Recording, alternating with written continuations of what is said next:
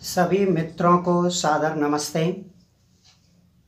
यज्ञ प्रत्यंत YouTube channel में आपका स्वागत है।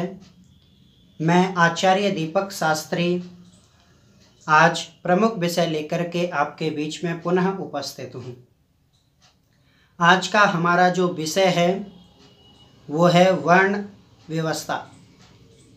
वर्ण व्यवस्था जो प्राचीन काल में हमारे देश में अच्छी प्रकार से सुचारू रूप से चलायमान थी, उस व्यवस्था को मैं आपके बीच में लेकर के उपस्थित हूँ। वर्ण आपने सुने होंगे, 4 वर्ण होते हैं, ब्राह्मण, क्षत्रिय, वैश्य, शूद्र। ये 4 जो वर्ण हैं, इन वर्णों को किस प्रकार से परमपिता परमात्मा ने निर्धारित किया है, इस पर विशेष चर्चा करने के लिए मैं उपस्थित हूँ। इसकी व्याख्या करते हुए मैं विशेष रूप से बताना चाहूँगा कि वर्ण शब्द का जो अर्थ है वो है चयन करना। किसी भी चीज का वर्ण करना वर्ण है। तो सीधा सा अंतर पता चल जाता है कि जाति अलग है और वर्ण अलग है। आज वर्ण जन्मना हो गया है और हमने वर्ण का नाम बदल करके जाति रख दिया है। वर्ण को ही हम जातियां कहने लगे हैं, लेकिन वास्तव में शास्त्रकारों ने इसको गलत बताया है। वो कहते हैं वर्ण अलग है, जाति अलग है। महर्षि स्वामी दयानंद सरस्वती अपनी पुस्तक आर्य उद्देश्य रत्नमाला में जो शब्दों की व्याख्या की है, उसमें जाति और वर्ण शब्द की भी व्याख्या की। वो जाति की व्याख्या करते हुए लिखते हैं कि जाति वो है जो जन्म से लेकर मृत्यु पर्यंत न बदली जा सके। जन्म से लेकर मृत्यु पर्यंत न बदली जा सके और जिसे बाह्य आकृतियों से पहचाना जा सके, वो जाति है। जैसे गाय, घोड़ा, मनुष्य इत्यादि ये जातियां हैं, इन्हें हम पहचान सकते हैं। लाखों गधों के बीच में यदि एक घोड़ा जा रहा है तो हम दूर से पहचान लेंगे कि ये घोड़ा है और बाकी सब गधे हैं। इसे कहते हैं जाति। वर्ण क्या है?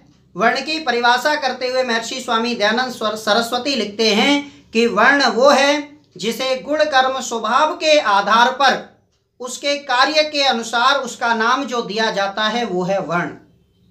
गुण कर्म स्वभाव या जिस प्रकार का उसका कर्तव्य कर्म है, उसके आधार पर जो वर्ण किया जाता है, जो चयन किया जाता है, वो वास्तव में वर्ण है और उसे बदला जा सकता है। यदि ब्राह्मण अच्छे कार्यों को नहीं कर रहा है, श्रेष्ठ कार्यों को नहीं कर रहा है, तो वो शूद्र कोटि में चला जाएगा। और शूद्र कोटि का व्यक्ति यदि श्रेष्ठ कार्य कर रहा है, अच्छी विद्या ग्रहण कर रहा है, तो वो ब्राह्मण वर्ण में चला जाएगा। ये परंपरा महर्षि स्वामी दयानंद ने दी। प्रमाण क्या है? तो यजुर्वेद के एक मंत्र को लेकर के महर्षि स्वामी दयानंद सरस्वती ने स्पष्ट किया है सत्यार्थ प्रकाश में। आपने सुना भी होगा शायद, काफी चर्चित ये मंत्र है। ब्राह्मणो अस्य मुखमासीद बाहु राजन्याकृता उरु तदस्य यदवस्या पदभ्याम शूद्रो अजायता। ये मंत्र, इसके 2 अर्थ हैं। एक तो महर्षि स्वामी दयानंद से इतर विद्वानों ने किए हैं और एक महर्षि स्वामी दयानंद के अनुयायी या महर्षि स्वामी दयानंद ने किया है। दूसरा जो अर्थ समाज में चल रहा है, कहीं ना कहीं जो आज हमारा समाज जातियों में बटा हुआ है, उसका मूल स्रोत या ये जो कुछ लोगों ने उदर पूर्ति के लिए इस मंत्र के अर्थ को बदल करके समाज में प्रचारित कर दिया और लोगों में जातियों के नाम से भेदभाव पैदा कर दिया। क्योंकि इसका अर्थ उन्होंने अपने हिसाब से मनमाने ढंग से करते हुए कहा कि परमपिता परमात्मा जो ब्रह्म है, उसके मुख से ब्राह्मण पैदा हुआ है, इसलिए ब्राह्मण श्रेष्ठ है, और शूद्र पैरों से पैदा हुआ है, इसलिए शूद्र नीच है। ये समाज में एक परपाटी पैदा कर दी कुछ उदर पूर्ति वाले लोगों ने, जिनको अपनी पेट पूजा करनी थी या अपने स्वार्थवश उन्होंने इसे प्रचारित कर दिया। और जो ब्राह्मण या क्षत्रिय वैश्य जन्मना न होकर के कर्मणा होते थे, उसे कर्मणा हटा करके जन्मना कर दिया। ब्राह्मण का बालक बिगर पढ़े लिखे ब्राह्मण बन जाता है और शूद्र का बालक चाहे कितना ही बड़ा अधिकारी, चाहे कितना ही विद्वान क्यों ना बन जाए, वो शूद्र ही रहता है। ऐसी परंपरा समाज में चला दी। लेकिन मनुस्मृति में और वेद भगवान इसको नकारते हुए कहते हैं कि नहीं, वर्ण व्यवस्था अलग चीज है और जाति अलग चीज है, समाज में चाहे कुछ भी प्रचलित हो। तो इसलिए इसका अर्थ उन्होंने किया कि ब्राह्मण परमपिता परमात्मा शरीरधारी है, उसके मुख से ब्राह्मण पैदा हुआ है, भुजाओं से क्षत्रिय पैदा हुआ है, पेट से वैश्य पैदा हुआ है और पैरों से शूद्र पैदा हुआ है। इसलिए सबसे श्रेष्ठ ब्राह्मण, उससे थोड़ा सा नीचे से क्षत्रिय पैदा हुआ है, इसलिए उससे कम श्रेष्ठ क्षत्रिय, उससे और नीचे से वैश्य पैदा हुआ है, इसलिए वैश्य उससे थोड़ा सा कम श्रेष्ठ, और शूद्र सबसे नीचे पैरों से पैदा हुआ है, इसलिए वो नीच। ऐसी परंपरा प्रचारित कर दी। लेकिन महर्षि स्वामी दयानंद सरस्वती ने इसका विरोध करते हुए कहा कि नहीं, ये जो आपकी व्याख्या है ये गलत है। तो लोगों ने कहा कैसे? कि पहली बात तो परमपिता परमात्मा सर्वव्यापक है, उसका कोई शरीर नहीं है, ना ही उसका कोई मुख है, ना ही कोई उसके हाथ है, ना ही उसका पेट है, ना ही उसके पैर हैं, क्योंकि सर्वव्यापक है, सर्वांतरयामी है, सब जगह मौजूद है, कभी वो शरीर धारण नहीं करता है। अब शरीर नहीं है तो इसका सीधा सा मतलब है कि ब्राह्मण मुख से पैदा ही नहीं हो सकता है, और हाथ नहीं है तो क्षत्रिय हाथों से पैदा नहीं हो सकता है, और पेट नहीं है तो पेट से वैसे भी पैदा नहीं हो सकता है। फिर लोगों ने पूछा महर्षि स्वामी दयानंद सरस्वती से कि इसका वास्तविक अर्थ क्या है। तब उन्होंने इसको समझाते हुए कहा कि जिस सूक्त से ये मंत्र लिया गया है वो उपमा अलंकार में है। सारा सूक्त, वो सारा अध्याय उपमा अलंकार में है, उसमें उपमाओं में भी उपमा दे करके समझाने का प्रयास किया गया है। तो इस मंत्र में भी उपमा दे करके समझाया है। जिस प्रकार से हमारा ये शरीर है, इस शरीर को समाज का दर्जा दिया, जैसे समाज वैसे शरीर। शरीर में जिस प्रकार से हमारे इस शरीर में इस मुख की आवश्यकता है, वैसे ही ब्राह्मणो अस्य मुखमासीद, उस मुख के तुल्य ब्राह्मण की समाज में आवश्यकता है, योग्यता होनी चाहिए। जो योग्यता हमारे मस्तिष्क की है, जो कार्य हमारे दिमाग का है, हमारे यहाँ गर्दन से लेकर ऊपर मुख का है, वो सारे कार्य, क्योंकि सारा ज्ञान विज्ञान, सारी योग्यता हमारी यदि कहीं भरी हुई है तो इस मस्तिष्क में भरी हुई है। हाथ पैर पूरे शरीर को यदि कोई कंट्रोल कर रहा है तो वो ये हमारा सर कर रहा है। इसी प्रकार से समाज का जो ज्ञान विज्ञान है, वेद आदि शास्त्रों का पठन पाठन है, वो सबसे ज्यादा जो ज्ञान भंडार है वो ब्राह्मण के पास होना चाहिए, और सारे समाज को सुसंगठित होकर के चलाए, ये ब्राह्मण का प्रमुख कर्तव्य है।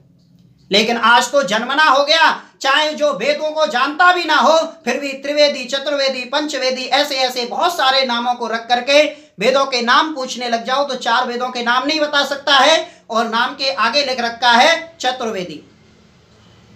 तो इसलिए इन सब चीजों को समझने की आवश्यकता है। दूसरा, महर्षि स्वामी दयानंद सरस्वती इसका आगे अर्थ करते हुए कहते हैं बहुराजन्याकृता, बाहुराजन्याकृता, अर्थात जिस प्रकार से हमारे शरीर में हाथों की आवश्यकता है, ऐसे ही समाज में क्षत्रियों की आवश्यकता है। शरीर को कोई कष्ट आता है तो सबसे पहले उसके रक्षण के लिए यदि कोई आगे आता है तो वो है हाथ। ऐसे ही समाज में यदि किसी भी प्रकार के अत्याचारी, आताताई लोग समाज में अपना आतंकवाद या ऐसे बहुत सारे बुरे कार्यों को फैलाते हैं तो उनको रोकने का जो कार्य है वो क्षत्रिय का है।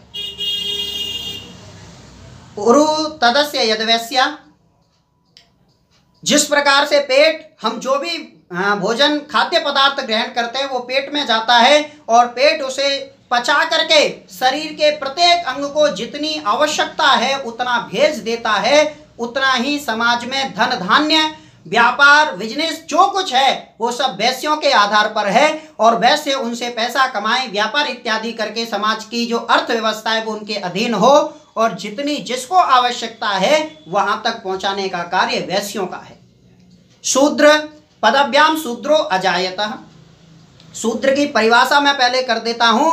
शूद्र का अर्थ स्वामी जी लिखते हैं कि जो विद्या पढ़ाने से ना पढ़े, जो धर्म कार्य सिखाने से ना सीखे, जो कर्तव्य अकर्तव्य के बारे में बताने से न जाने, ऐसा व्यक्ति शूद्र है, चाहे किसी के कुल में क्यों ना पैदा हुआ हो। ऐसे व्यक्ति का कार्य वो बताते हैं कि वो तो ना तो क्योंकि दिमाग नहीं है तो दिमाग से कोई कार्य नहीं कर सकता है, और जब दिमाग नहीं है तो शरीर से भी मानी क्षत्रियत्व के भी कार्य नहीं कर सकता है, और दिमाग नहीं है तो वैश्यत्व के कार्य भी नहीं कर सकता है। इसलिए संसार में एक ही कार्य बचा है, वो है सेवा। तो वैश्य का कार्य बताते हुए कहते हैं कि जिस प्रकार से इस सारे शरीर को कहीं जाना आना होता है तो ये पैर लेकर के जाते हैं, इन तीनों ही वर्णों की जो सेवा शुश्रूषा है वो पैर किया करते हैं। ऐसे ही समाज में शूद्रों का कार्य है, वो ब्राह्मण क्षत्रिय वैश्य शूद्र की सेवा करें, शुश्रूषा करें, निष्काम भाव से उनका पालन पोषण करें या उनकी आज्ञा का पालन करें। ये शूद्रों का कार्य है।